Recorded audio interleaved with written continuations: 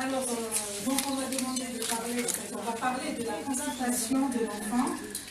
Et le problème, c'est de dire qu'il s'agit d'une constipation fonctionnelle ou une constipation organique. Pourquoi il est intéressant de faire la distinction entre origine organique et origine fonctionnelle? C'est pour ne pas faire perdre du temps à l'enfant et surtout ne pas faire perdre de l'argent à ses parents et éviter le nomadisme. Parce que quand il vient vous voir pour une constipation, si celle-ci est fonctionnelle, ça risque de ne pas rentrer dans l'ordre rapidement. Et les parents, qu'est-ce qu'ils cherchent? Il faut un examen complémentaire pour dire réellement que c'est pas... Tant qu'on n'a pas fait d'examen complémentaire, on n'est pas un bon médecin. Mais on peut être un bon médecin grâce, toujours je reviens, à l'analyse des données anamnéstiques, des données cliniques, pour décider de ce qu'il faut faire par la suite. Alors, la constipation fonctionnelle, je pense que vous avez tous avoir affaire à un enfant qui est constipé. Donc, c'est un symptôme qui reste quand même assez fréquent. Il représente 3 à 10% des consultations pédiatriques. Et si vous allez en consultation de gastroentérologie pédiatrique, ça va être 25%. Regardez, pratiquement un enfant sur 4 présente une constipation lorsqu'il vient dans une consultation spécialisée. C'est un symptôme qui est le plus souvent méconnu par les parents, surtout lorsqu'il s'agit de grands enfants. Les parents ne vont pas à la selle avec leurs enfants, donc ils ne savent pas très bien comment ça se passe. Donc souvent cette constipation est ignorée par les parents, et c'est au stade de complication que l'enfant arrive.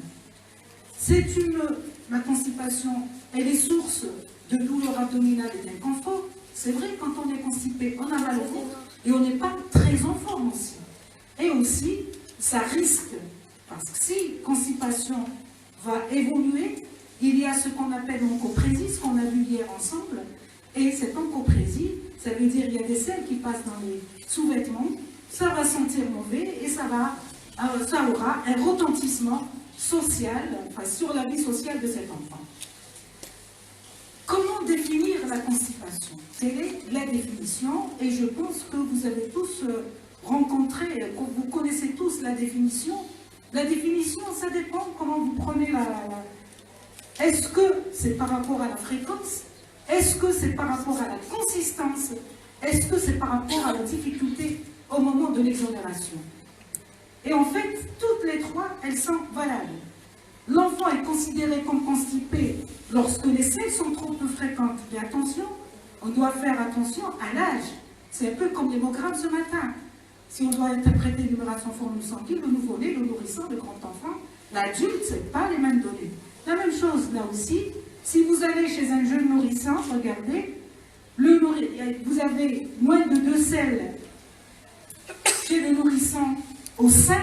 Alors, au sein, il va être considéré comme constipé parce que souvent, le nourrisson au sein, il fait beaucoup plus de...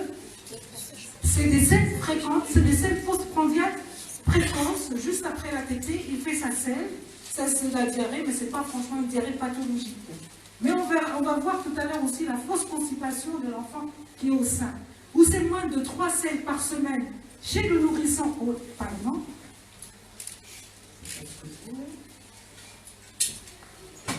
Pourquoi ça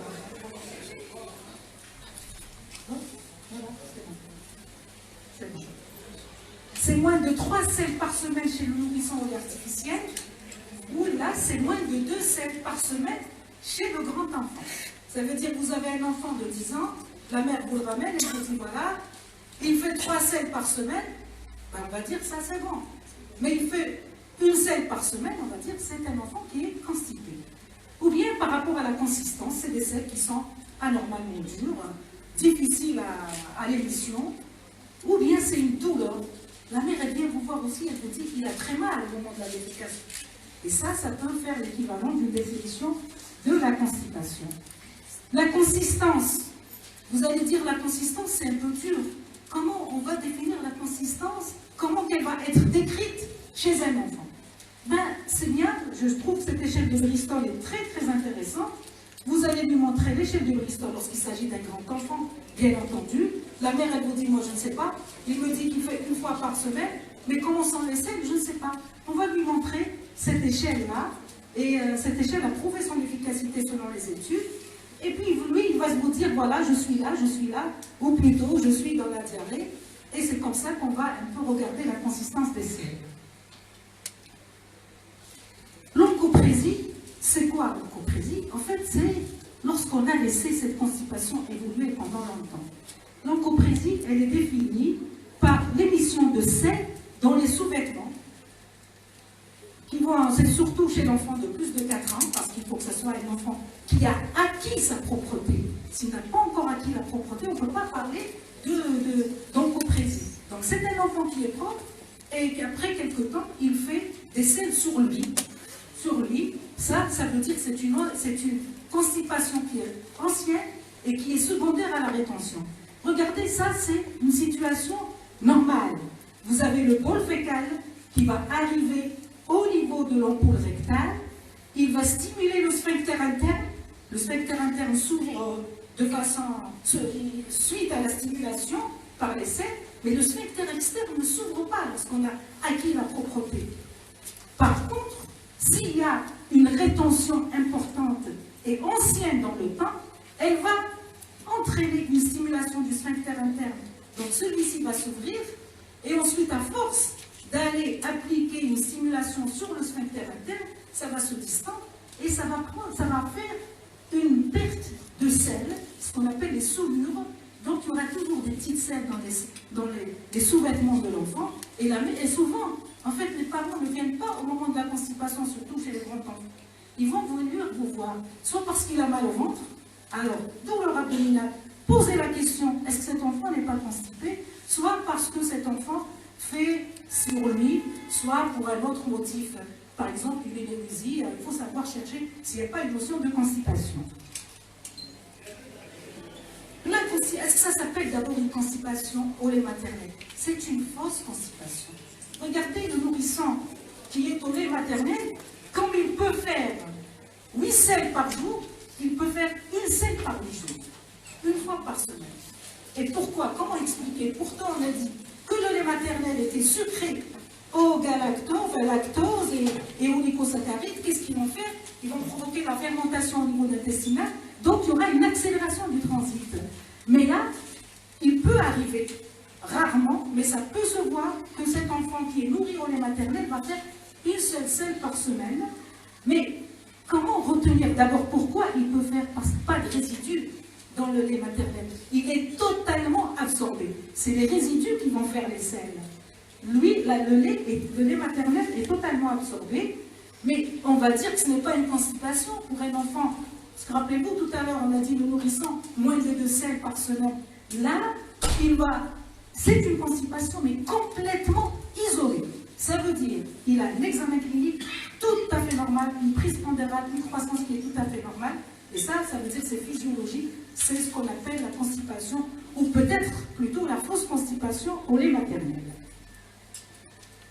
Alors, est-ce que cet enfant qui est venu en consultation a une constipation d'origine organique ou fonctionnelle?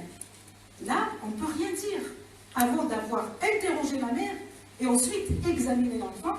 À la suite, on va faire une synthèse des données et dire que c'est organique ou fonctionnel. Donc l'anamnèse, d'abord lorsqu'on interroge, toujours un enfant, un nourrisson, que les parents vous ramènent pour une constipation, on doit toujours préciser la date de l'émission du méconium. C'est extrêmement important parce que ça peut nous orienter vers une origine organique. S'il n'a pas été émis au moment qu'il faut, si ça dépasse les 48 heures, peut-être plutôt les 72 heures, là, parce que normalement, l'émission du méconium doit se faire dans les 72 heures. Au-delà de cette période, ça veut dire qu'il y a un retard à l'émission du méconium, et ça veut dire peut-être une origine organique. On doit toujours regarder l'aspect des selles. Est-ce qu'il y a un facteur déclenchant? Ça veut dire, est-ce qu'il y a un changement de régime? Est-ce qu'il faut faire cette enquête? Est-ce qu'il y a des signes fonctionnels qui sont associés à cette constipation ou non? Est-ce qu'il fait des douleurs au moment de la défécation? Est-ce qu'il a une oncoprésie? On sait maintenant qu'est-ce que c'est que l'oncoprésie. Est-ce qu'il y a une notion de rectorragie? Et puis vous demandez à la mère, est-ce qu'il a perdu du poids? Est-ce qu'il y a eu un retentissement ou pas sur la croissance et sur l'état général? Toujours, cherchons les autres signes associés, tels que les syndromes subocclusifs. Ça veut dire quoi? C'est ce qu'on a dit hier, rappelez-vous, pour les gens qui ont assisté à l'atelier. Cet enfant qui vient parce qu'il a mal au ventre, il a très mal au ventre et qui ne fait pas ses gaz pendant une petite période, qui ne fait pas ses selles aussi, et puis ça va se lever, ça veut dire qu'il y a un obstacle, mais un obstacle qui se lève rapidement. C'est un syndrome subocclusif. Est-ce que cette diarrhée, cette constipation, lorsque vous mettez quelque chose au niveau de la marge anale, notamment le thermomètre, vous allez créer une débâcle diarrhéique. Ça doit nous faire penser à quelque chose. Et la mère, elle va vous dire aussi, peut-être que cet enfant a saigné, il a fait une rectorragie. Faites attention, chaque fois qu'il y a un enfant qui vient pour rectorragie, posez la question, est-ce qu'il n'est pas constipé? Et on va regarder la marge anale, parce que s'il y a rectorragie, ça veut dire secondaire à une constipation, ça veut dire qu'il y a une fissure qu'on doit trouver, et là, on va comprendre pourquoi il a fait sa rectorragie. L'examen clinique. L'examen clinique, toujours, priorité aux mensurations chez le nourrisson, chez l'enfant. Nous, les pédiatres, et j'imagine, vous avec nous, on ne sait pas examiner un enfant si on n'a pas pris son poids, si on n'a pas pris sa taille, si on n'a pas pris son périmètre cardiaque. C'est extrêmement important. La croissance, c'est ça le reflet du bon état de santé d'un enfant. L'abdomen, on va examiner, on va palper, voir la musculature, c'est-à-dire est-ce que cet enfant a des fécanomes, est-ce qu'il y a un problème au niveau des abdominaux, en fait, de l'abdomen. On va voir l'examen de la région sacrée. On va faire l'examen neurologique complet parce qu'un enfant qui a une infirmité motrice et cérébrale, un enfant qui ne bouge pas, rien ne bouge en lui, même le péristaltisme intestinal est réduit et ça va être la cause d'une constipation. On termine toujours notre examen clinique après avoir fait un examen clinique complet. N'oublions pas de, comme j'ai dit hier, il faut enlever les couches, savoir enlever les couches. Notre devoir, c'est le dépistage. Et on peut dépister des anomalies parce qu'on a fait un examen clinique complet. Mais par rapport à la constipation, on va regarder, est-ce qu'il n'y a pas des fissures? Est-ce qu'il n'y a pas une malformation? Et bon, une perforation, c'est surtout à la période néonatale. J'espère qu'on ne va pas arriver, c'est surtout à la période néonatale. Le nouveau-né, toujours on regarde sa marge anale, de façon systématique. Même s'il a émis son méconium, la mère, elle vous dit qu'il y a un méconium, surtout quand c'est la fille. Attention, regardez la marge anale parce que le méconium peut sortir par un autre chemin. Le toucher rectal, bien sûr, est-ce qu'il est obligatoire ou pas? Mais de toutes les façons, moi je pense, à mon avis, on fait un toucher rectal chez un nourrisson dans les conditions qu'il faut. Pourquoi le toucher rectal? Ça nous permet de voir un peu le tonus du sphincter et surtout, un enfant qui est constipé, si c'est une constipation fonctionnelle, cet enfant qui vient pour une coprésie, si vous touchez, vous faites votre toucher rectal, il va revenir souillé des selles. Mais s'il revient propre, attention. Ça veut dire que votre ampoule rectale est vide et donc la rétention est plus haute. Est-ce qu'elle n'est pas organique? En fait, qu'est-ce qui va nous aider aussi? Dieu merci, il y a tous ces gens-là qui écrivent pour nous. Et ça va nous permettre de dire si cette constipation est fonctionnelle ou organique. Ça veut dire que vous avez terminé votre anamnèse, vous avez terminé votre examen clinique, vous faites une synthèse et vous dites non, finalement, est-ce qu'on a trouvé des signes en faveur d'une organicité? Et les voilà, les signes en faveur d'une organicité. Cet enfant qui a commencé sa constipation très tôt dans la vie, il faut s'inquiéter. Ne dites pas rapidement que c'est fonctionnel. Cet enfant qui n'a pas émis son méconium au moment qu'il faut. Cet enfant, dans les antécédents, il y a une histoire de maladie d'Hirschsprung. Cet enfant qui fait des selles, mais c'est des selles très filiformes. Ça veut dire parce qu'il n'y a pas une sténose du canal anal. C'est pour ça que ça épouse un peu,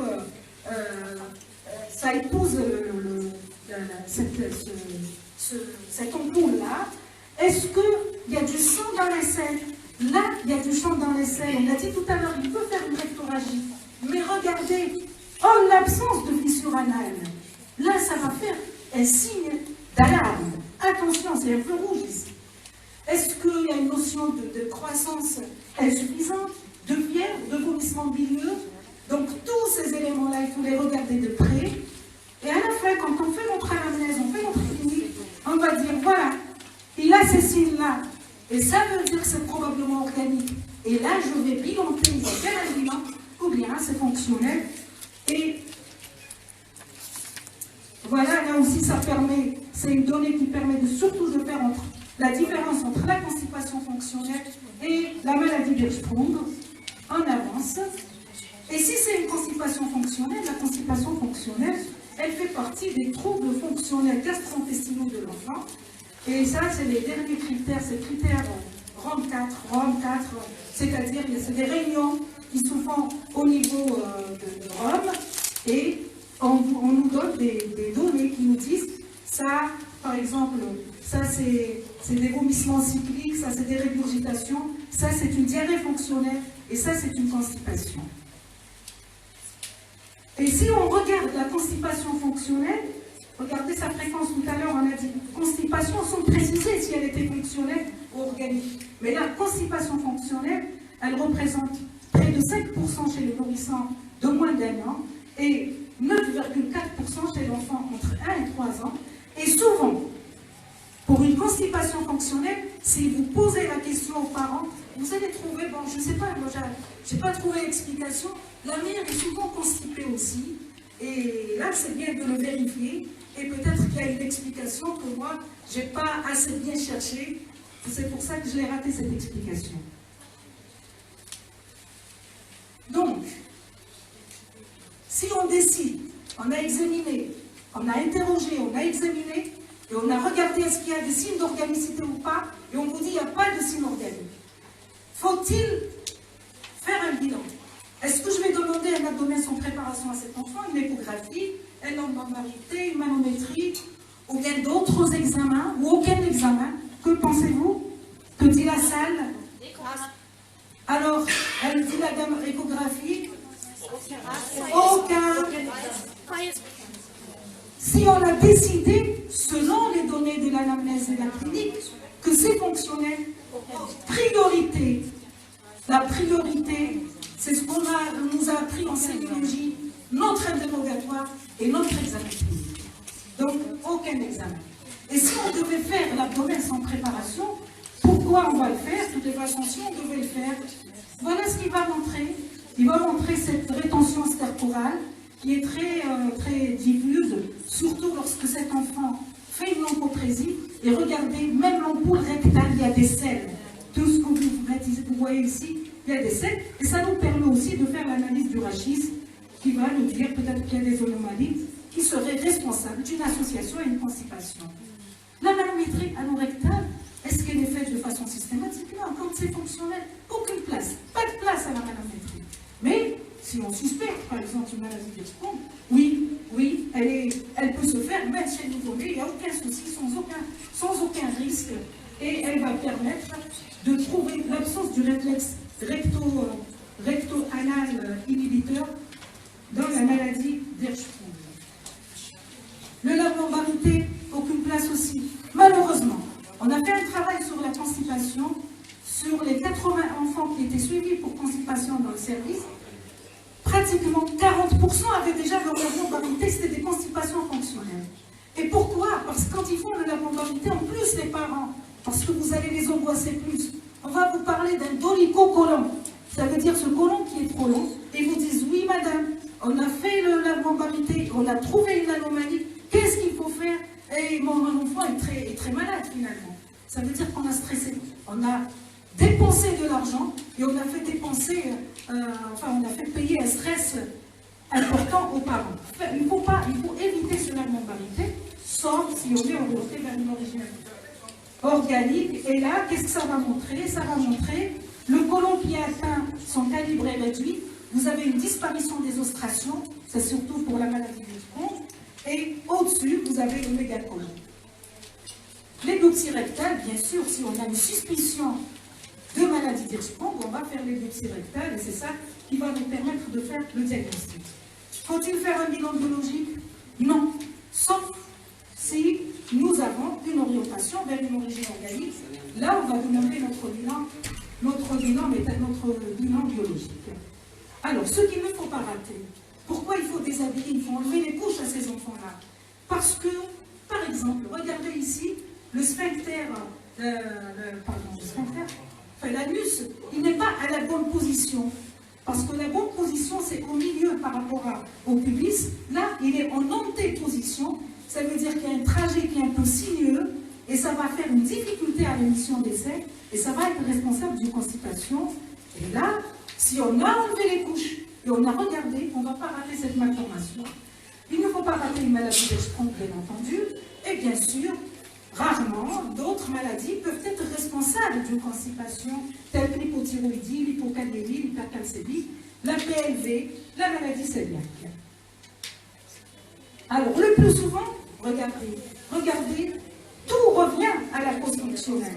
Mais attention, attention. Même quand on a vu l'enfant, on a dit aujourd'hui que c'est une cause fonctionnelle, chaque contrôle, chaque fois que vous voyez l'enfant, réinterrogez les parents, revoyez votre courbe de croissance. Est-ce que cet enfant est en train de grandir pour dire oui, je suis tranquille, c'est réellement fonctionnel ou bien on peut faire marche arrière et dire non, je dois chercher une cause organique. Et les voilà, les causes organiques, c'est ce qu'on a cité tout à l'heure. Plus vous avancez dans l'âge, les causes, elles sont différentes. Alors, si je vous dis, vous êtes de consultation, je vous ramène mon enfant qui est âgé de 5 mois. Alors, il est âgé de 5 mois et je vous dis qu'il est constipé depuis la période néonatale. On a dit, il faut que je cherche, moi, les causes organiques. Il y a l'anamnèse. Sans méconium, il a été mis à quel moment? Il a été mis au 4e jour. Il était né à 3,5 kg. Il pèse actuellement 4,8 kg. Et quand vous le regardez, il a l'abdomen très distendu. Et quand vous touchez, quand vous faites votre toucher rectal, l'ampoule rectale est vide et on provoque une débâcle diarrhéique avec la sonde rectale. À votre avis, fonctionnel ou organique là? Organique très probablement. L'ampoule rectale est vide, et il n'y a pas que ça. Regardez l'émission du méconium au-delà de 48 heures. Vous avez la distension abdominale, vous avez la croissance. 3 kg et 4 kg 800, c'est pratiquement le même poids. Donc, organique, très probablement. Et on va revenir à ces signes rouges, à ces signes d'alarme, et on essaie de les retrouver, et ils sont là. Et là, oui, je vais faire un bilan à cet enfant. On ne va pas le lâcher facilement, comme ça. À quoi vous pensez? On peut penser à un diagnostic avant le bilan. On pense à une maladie d'Hirschsprung, et ça veut dire qu'on va... Regardez la semence en préparation de cet enfant qui avait une maladie d'Hirschsprung. Cet enfant qui a une rétention stercorale. Voilà son ampoule rectale. Elle est pleine. Par contre, elle est vide. Et si vous regardez sans la membranité, regardez la disparition des ostrations et le mégacolon, cette dilatation au-dessus du sécron qui est touché. Et bien sûr, là, vous allez faire la manométrie, je ne rentre pas dans le détail, parce que moi-même, je ne la connais pas très bien. On demande l'examen et la biopsie qui va vous confirmer votre diagnostic de maladie d'Hirschsprung. Ça veut dire que la prudence, l'examen clinique, l'anamnèse, je ne cesse pas de le répéter. Donc, finalement, vous avez l'anamnèse, l'examen clinique. Il y a ou il n'y a pas des signes d'alarme? Signes d'alarme, oui, je vais faire le bilan en fonction de l'orientation diagnostique. Il n'y a pas de signe d'alarme, j'informe les parents, je traite l'enfant et je fais une réévaluation pour voir. S'il y a un échec, ça veut dire cet enfant peut-être n'a pas pris son traitement, donc vérifiez l'observance, et s'il a correctement pris son traitement, réfléchissez à la situation. Est-ce que j'ai du temps ou je m'arrête? Alors, la prise en charge de la constipation. Si vous devez prendre en charge constipation chronique fonctionnelle, on s'entend bien. Sinon, quand c'est organique, ça sera la prise en charge de la cause. Ça sera la prise en charge de la cause.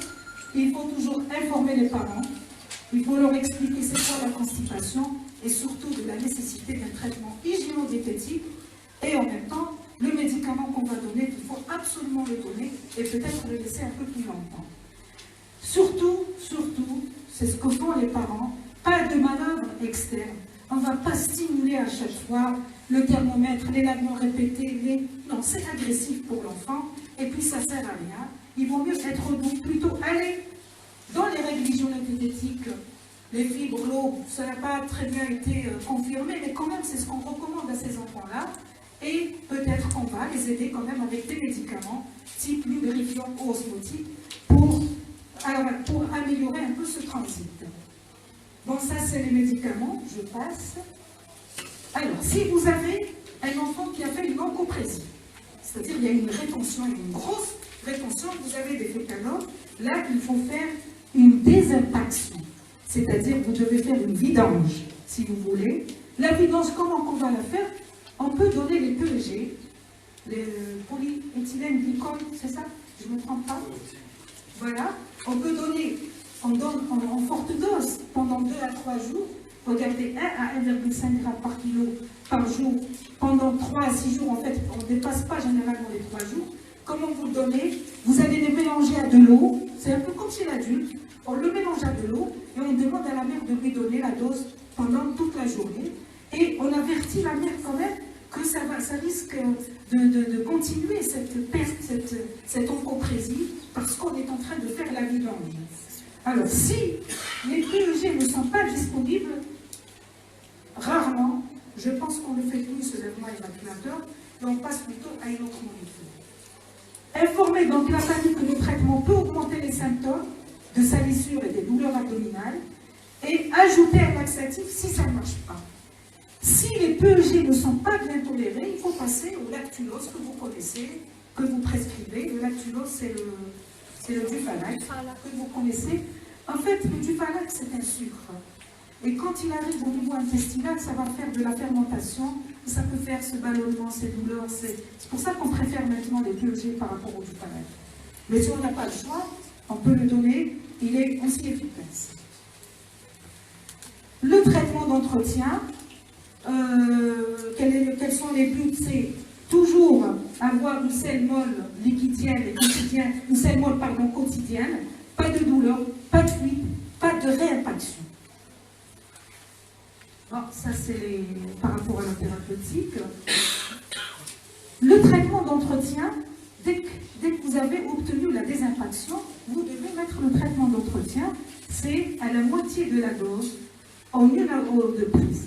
Le lactulose en deuxième intention, si le PEG ne sont pas disponibles actuellement, je sais que le Forlax, le 10 grammes, il n'est pas disponible, sauf s'il est rentré, je ne sais pas. Ici, est-ce qu'il est disponible? Pour l'enfant, on donne le 4 grammes. 4 grammes, il existe, il est toujours fait. Il n'y a pas eu de rupture. Par contre, pour le 10 grammes, il y a eu la rupture. Dans les mesures diététiques, c'est un régime équilibré. L'enfant, ce n'est pas l'adulte. On ne va pas dire on ne va pas lui donner ça, on va lui donner ça. Surtout, ce que j'ai remarqué personnellement, les enfants, quand ils arrivent constipés comme ça, ils nous disent oui, on lui a fait le régime. C'est quoi le régime? Ils ont donné des soupes complètement liquides, que du liquide, ils ne prennent que ça. Mais si vous avez détruit les fibres, comment qu'on va avoir un résidu? C'est là-bas, c'est les fibres. Arrivées au milieu intestinal, c'est elles qui vont absorber l'eau et ça va ramollir la selle. C'est pour ça qu'il faut laisser les grumeaux, laisser l'enfant manger les légumes normalement, il ne faut pas les écraser. Il ne faut pas surtout lui interdire les pâtes. Pourquoi on interdit les pâtes? Il faut lui donner, on ne va pas donner 1 kilo de pâtes, mais on va lui donner sa dose, ce qu'il peut manger habituellement, ce qu'il mange habituellement. Ne changez pas trop les habitudes alimentaires, sauf s'il faut les corriger si elles sont pas bonnes. Donc l'éducation sphinctérienne, donc ne pas instaurer la propreté trop tôt, ça veut dire quoi? À 1 mois, on veut qu'il soit propre. À 1 mois, on veut enlever la couche, on veut. Non. Elle me dit, il a 14 mois, il fait toujours sur lui, il ne sait pas encore aller à la selle, et bien il faut aller doucement. Il ne faut pas imposer, parce que dès que vous imposez à un enfant, c'est l'opposition. Il va faire le contraire de ce que vous lui demandez de faire. C'est bien de lui demander d'aller à la selle après chaque repas, ou bien au moins après un repas. Pourquoi? Parce que quand il mange, il y a le réflexe gastro-colique, et donc ça va améliorer le transit. Et puis il faut lui apprendre aussi à tenir sur comment ça s'appelle là, sur les toilettes là, le siège. Il faut qu'il apprenne à tenir le coup. C'est-à-dire, vous allez lui dire, surtout pour le grand enfant, on peut compter, on peut pousser 1, 2, 3, 4, 5, et puis on se retient, et puis la même chose pendant 10 fois, et ça va, c'est un peu une rééducation, et ça va aller comme ça. La durée du traitement, généralement, comme on l'a dit, pour la désinfection, c'est 3 jours, et pour le traitement d'entretien, c'est 3 mois en moyenne.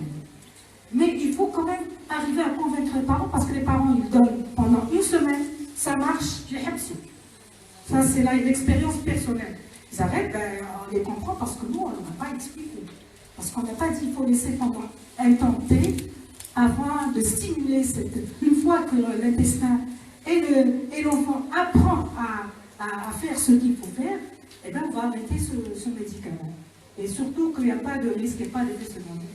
Voilà, donc c'est par rapport au traitement. On a dit encore une fois l'information, l'éducation. S'il y a des fécalomes, c'est la désinfection, la désinfection. S'il n'y a pas de fécalomes, c'est le traitement d'entretien.